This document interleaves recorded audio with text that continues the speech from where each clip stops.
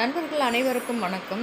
இந்த வீடியோவில் நம்ம பார்க்குறது என்ன அப்படின்னா, மாங்கல்யம் கோர்ப்பதற்கு ப்ளைனாக செயின் வேணும்னு சொல்லி நம்மளோட சப்ஸ்கிரைபர்ஸ், கஸ்டமர்ஸ் எல்லாருமே கேட்குறாங்க. அந்த வகையில் இந்த வீடியோ உங்களுக்கு உபயோகமாக இருக்கும் அப்படின்றதுனால அந்த வீடியோவை நான் அப்லோட் பண்ணுறேன்.